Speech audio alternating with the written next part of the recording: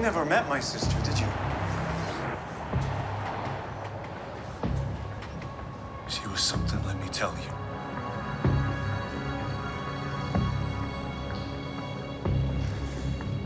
Beautiful. Kind. Smart.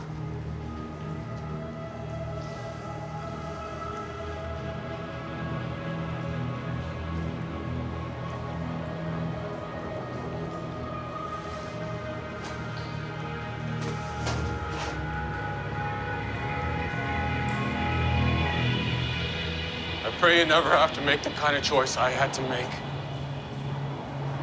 And I mean that, Bryan. My advice, don't ever have kids. Especially not a daughter.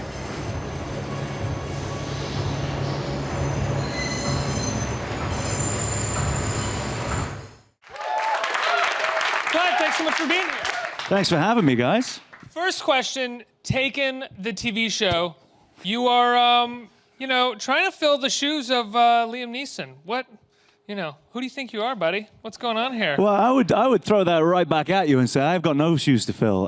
That character, he plays him in his late 50s, early 60s.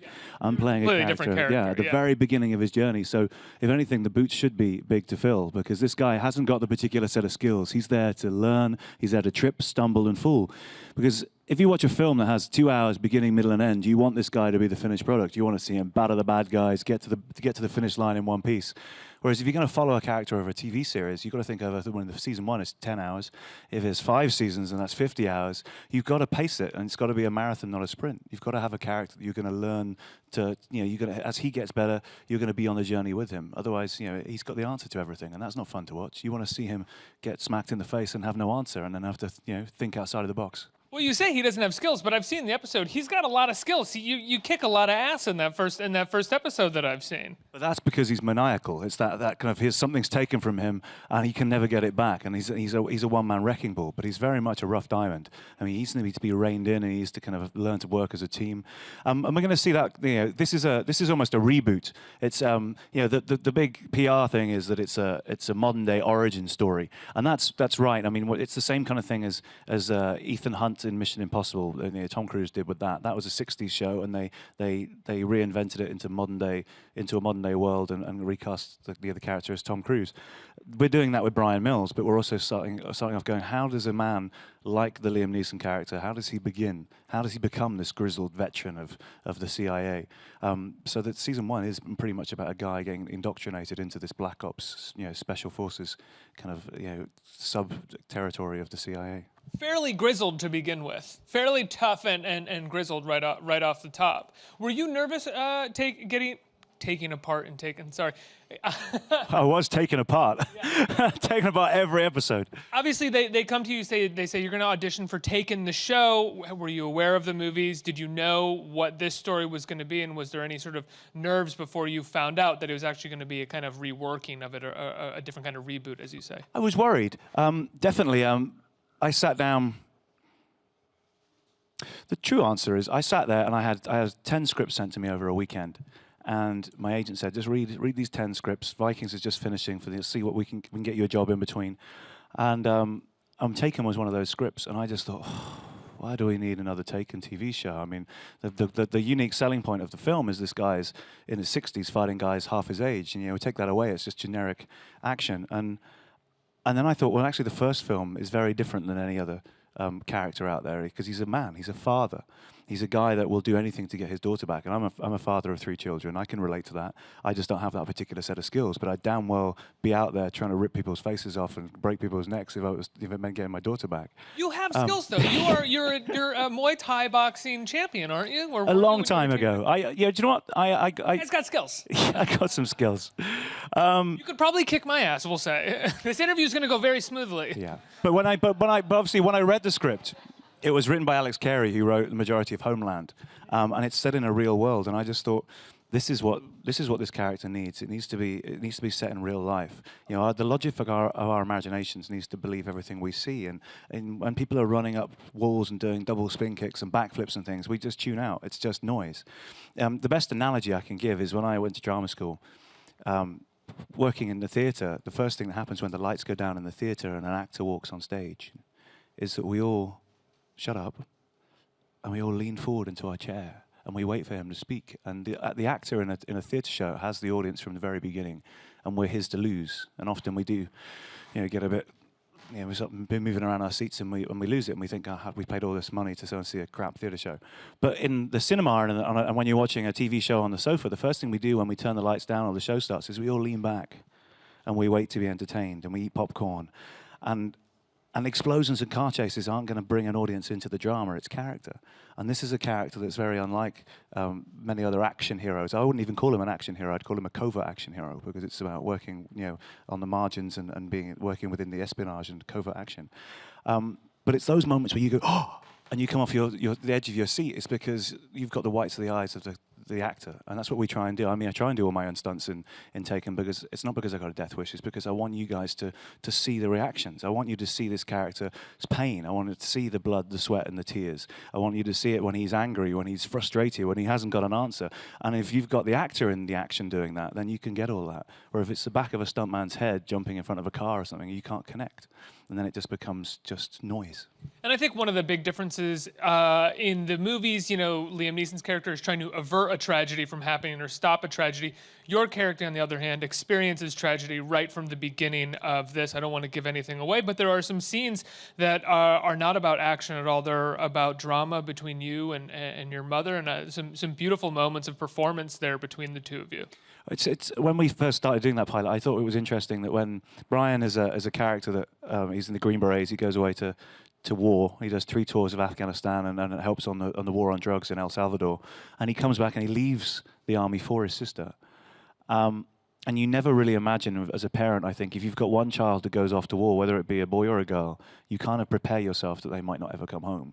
But the other kid who's going to medical school, you just assume that they're going to be safe. It's about the boy, Bryan, who's gone away to war. He comes back, and what happens to him within this family setup is kind of his fault.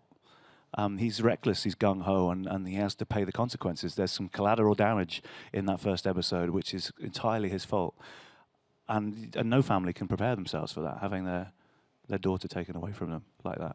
And now, you say that he doesn't have all those skills right away, but I'm imagining he's going to develop them. Have you asked to be able to develop specific skills that you want to develop? I mean, if I was an actor and I had that role, I'd be like, look, I want to learn this, and I want to learn that, and I want to learn this. Can we build that into the plot? Definitely, but the most important skill that he does have is forward momentum. When Jennifer Beals' character, Christina Hart, is selecting people for her Black Ops unit, she's going to be taking the best of the best. She'll go to the Navy SEALs and she'll take the best guy from SEAL Team 6. She'll take the best guy from this, and she's picking a team. Bryan has something that you can't teach a soldier. It's innate in him. He has that desire to protect people, but it also comes at a price. It comes from when he feels that every flower he touches turns into a weed. Anything he gets close to enables him to be reckless with his own life. But it's not that someone gets taken in every episode. I like to think that it's because something's taken from Bryan in that first episode that he can never get back. But he's always going to be chasing it. So every chance he gets a chance to save someone or to kind of make someone's world better, it's a chance to save his sister. I kind of wish someone was taken in each episode, so before the credits rolled, you could look at the camera and say, they've been taken. And then the credits for the show roll, and we move on with sorry. That would be horrible. Don't ever do that.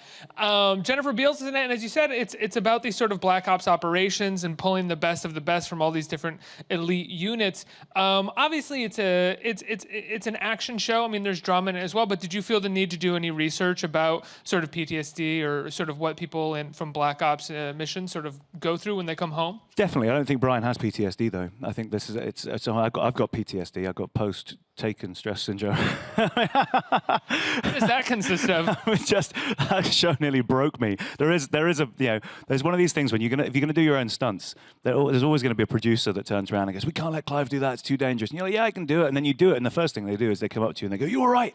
It looked like you really hurt yourself. And you go, yeah, that was the acting part. And then you go around a corner and cry and go. But you can't. You know, if you're gonna stand up and be counted and say you want to do your own stunts, you can't start. You know. Can I ask what was a stunt that made you shed a tear? Well, you try getting hit by a car at 30 miles an hour 3 times.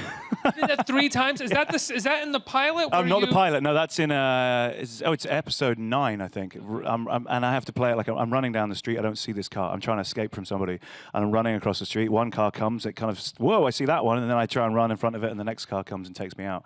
But it's also playing possum. It's just a lovely moment where Bryan gets hit by a car, and he thinks outside the box. The guy gets out of his car to see if the guy's all right that he's run over, and then I steal his car and drive off. So it's not the end of the action. I have to get back up again. So what's the trick of getting hit by a car? No one do this. No one. Well, there is. I mean, it's a difference between when I'm on Taken and when I was in Vikings. Is you get to wear pads. I wore a big back pad, and obviously you try and throw yourself at the camera at the last minute. You throw your back into the impact zone. It's going to hurt, but obviously if you didn't have any pads on, you might be in serious danger. 40 miles an hour? 30 miles an hour. Why were you okay with doing that when there's a stunt guy there? Well, because you can't. They've set up a camera up behind the windscreen as well. So you kind of want to see the face of the actor kind of smash onto the windscreen. You kind of want to see those shots. Otherwise, it's going to be a long shot of a body and you don't quite see it. And I'm not going to do it unless they're going to put the camera on me. I'm not kind of reckless. I haven't got a death wish. You also you used to do stunts when you were a teenager, right? Did you start as a stuntman, or was that just sort of you had stunt training? Yeah, I wouldn't say I started as a stuntman. I mean, that's disrespectful to stuntmen out there. I mean, I work with a lot of them, and you need like at least 6 skills and disciplines to even to get onto the stunt register. But when I was 14 years old, Robin Hood, Prince of Thieves came out of the cinema, and I grew up near Sherwood Forest. So rather than getting a normal job at that age, when I was working in a retail shop or working in a fast food restaurant or whatever it was, I got up every Friday night, I got up really early in the morning, camped out in Sherwood Forest, and was part of a stunt troupe, which was reenacting the tales of Robin Hood. So I learned to joust, sword fight, abseil out of trees, and do a few flips and tricks and tumbling. And then when I went to drama school, you get the chance to do your stage combat course, and you can get a merit, a distinction, a pass, and I got a distinction in stage combat with. It's basically the same qualification you need for that discipline as a stuntman. So, but that came from all that training I did when I was 14. I've just always been throwing swords around and riding horses. So now you love doing stunts and you want to do them on set. Is it hard to get producers to let you do them? Because you are also, the star of the show. If you get really hurt, that could seriously screw up production. All the time. But I mean, sometimes you just learn there's a few little tricks you have to play. I mean, because in TV, you're always running behind. You're always trying to get it done. And they'll go, well, the stunt guy's ready with the pads. And you're like, well, I can do it. And sometimes you do have to do it without the pads. Because by the time they go, oh, well, if Clive goes around the corner and puts all the pads on, they won't wait for you. They'll be like, well, just get the stunt guy in and do it and carry on. So you sometimes just have to go, I'm here, I'm ready, and I'm going to do it. And, and Vikings, we used to have a laugh with the producers because there was one stunt we had to do. I had to fall off the top of a battlement into a moat. And we had a siege tower set up against the castle, and the producers came walking out. It's like this long 100-meter walk outside the studio onto the back lot. And they're like, so where's Clive going to jump from? And Franklin Henson, our stunt coordinator, would turn around and go, well, Clive's going to jump from like mid-level about here. And they'd be like, and I'm sitting there going, and he's like, shh. Yeah, it's mid-level, that's fine. And that's just the producers all look and they go, yeah, that looks about safe enough. Yeah, great. And as soon as the producer disappears, Franklin goes, get to the top, quick, do it. And you fall off. But it's not because he's being reckless, it's because we've been training and training and training. I know exactly the ins and outs of that stunt. And that's what we'll do. But it's, the producers, like you said, they're just terrified of someone getting injured, but they don't realise that if you mollycoddle an actor, I mean, I'm not going to do a stunt if it's someone else's safety at risk. And that's why I don't do all of this car stunts in Taken, because when someone's spinning 360s around a corner or something like that, there's someone who can do that far better than me, and I don't want to be responsible for losing control of a car and ramming into civilians. Yeah, I can do the donuts. Come on, let me get I have found myself doing that in real life, though. I sometimes forget that people aren't closing off roads for me to drive. I'm driving the kids to school. Like, I'm living in Toronto at the moment. There's been loads of snow, and it's like my kids often kind of have to remind me in the back. We're going down a main road, and I turn off to one of the side streets that's still got snow and ice all over it. I'm actually thinking, this is going to be a test. And they're like, Dad, just stay on the main road where you can slip and slide.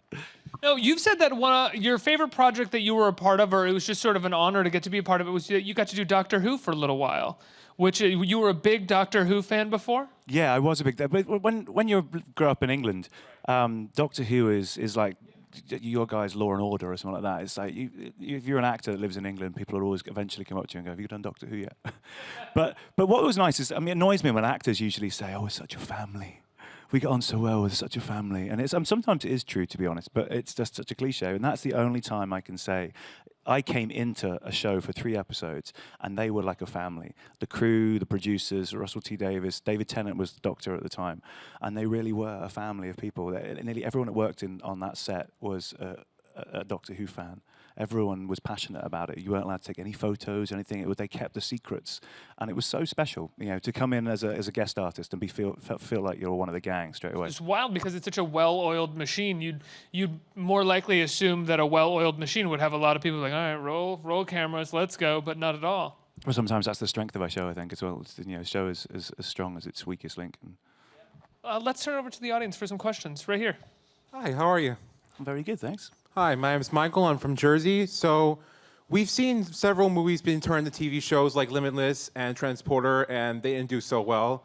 In your opinion, what do you think makes Taken, the television adaptation, different from the movies? And in a perfect world where Liam Neeson's Bryan Mills can meet your Bryan Mills, what would be the first words to each other? I don't know who you are. I don't know what you want. No, it's a good question. The first part of the question was to try and answer that. What's interesting is the Transporter TV show that came out on that did fail. Obviously, that's Luc Besson did the Transporter, but he had nothing to do with the Transporter. That was when he sold the rights and gave them to somebody else to make into a TV show. He's learned from his mistake, and Luc Besson is completely involved in Taken. It's his rights. It's his, he can veto any storyline he doesn't like. He's in control of the characters. So it's really nice to have an executive producer like Luc that's involved in his little baby, and I think he's learned from his mistakes. He's an inspired genius, Luc Besson. Yeah, I mean, I keep saying it would be a dream come true if he comes in and directs one of the episodes. But yeah, crazy at that point creatively, if he he's does really that. well involved. And also, I think what's different about what we're doing with Taken is we're not trying to. It's not a prequel in any way. If it was a prequel, it'd be set in the 70s and it'd be in the Cold War or something like that. But what we're doing is we're relaunching a character. I think the Taken film has reached its end, and no one really wants to see his daughter get kidnapped any more times, and especially not Liam. But this is a character that I think was fascinating because he was just an every guy, and he was ruthless. But it was because he has his heart on his sleeve, and we're just taking that character and going, how can this man become who he is? It's an origin story. It's like, just like all the superhero films, when you take Wolverine and you take him back down and go, let's see what he was like at the beginning of his journey. It's no different. I'm not a Liam Neeson impersonator. I have no, it's like, and it's also like when someone does a cover of a really good song, straight away lots of people automatically go, oh, it's not as good as the original. And then you're getting into really silly territory. But you're also, the person that's covering that song is introducing that song to a new generation of people. And Taken is 10 years old now. So we're not doing Taken the TV show and trying to show the same Bryan Mills. There's nothing new to learn about that. We're just going, look at this character and let's reinvent this journey that he has until, I don't think I'm going to be playing this character until I'm 60. But we'll see him become the man. Next question. Hey, Craig, how's it going? So I just wanted to know, which out of all the stunts you have done, which one was your favorite?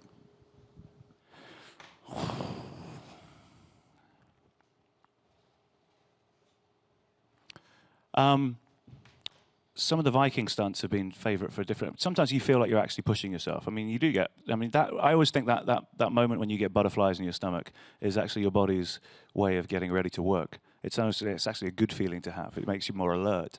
But there are some stunts where you really do get that. I mean, there was one in Vikings which, I seemingly get trampled on by horses. And even though that's not one of the most dangerous stunts I've done, because they put the horses either side of me and I'm lying on the floor. And I've got to actually act like I've been knocked out, and I can hear the thunder of hooves on the ground coming towards me, and I've got to react like I'm getting trampled on.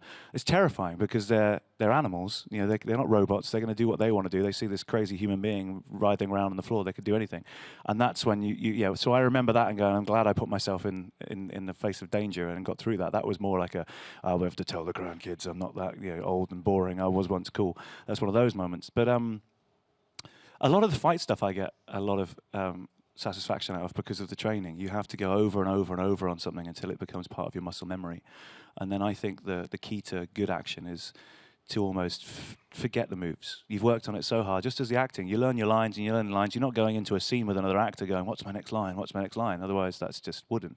You're just hoping that whatever you throw at me in the moment, there's only one thing I could possibly say, and that's that thing I spent ages learning, so it's just going to come out. And that's when you can sometimes improvise and you're just in the moment. Action shouldn't really be any different, apart from you just have to be aware of the safety. But if you can mold the two disciplines where you almost feel that you've worked on the action so much that when that guy swings that sword, you're going to know exactly what to do. And then you get that moment where I can play, oh my God, my brother's in danger, and whoa! And then I stop myself from getting carved in half, rather than it looking like a choreographed dance, because that's when I just turn off.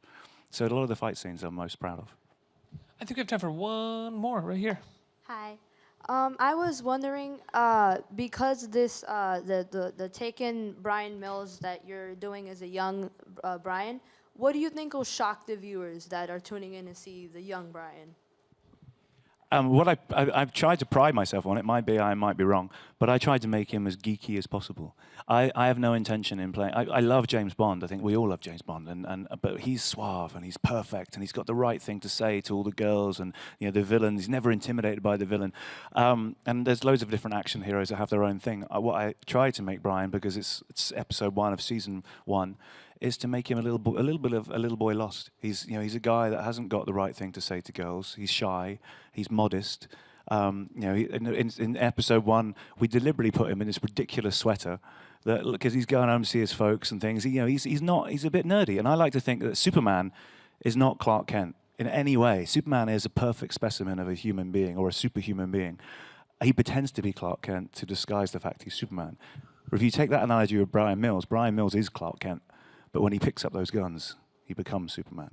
And when he puts them down, he's just as embarrassed about what he did. They're just tools he has to use. He's the kind of guy that knows everything about guns, but he's got no inclination to try and describe to you what caliber this bullet is and what ballistics this gun's set up with. He's got no interest in that. He's a guy that almost wants to get in, get out, and he's ashamed of the weapons. Well, adding the nerdiness is sort of not just the nerdiness, but character quirks or flaws is kind of the way to go about it. Otherwise, you don't have a character at all at the center of the show. You just have a kind of killing machine. Whereas, Exactly. Yeah. And that's what I love about him. John Wick is too exhausted to kill people, Well, John Wick's just got a really unhealthy relationship with his dead dog. Bryan's got an unhealthy relationship with Give me back my dog. dead family members or kidnapped family members. Clive, the show is fantastic. It premieres Monday night on NBC, right? Yes, Monday night, straight after The Voice. All right, Clive Standen, thank you so much for being here, guys. Taken. Thanks for having me.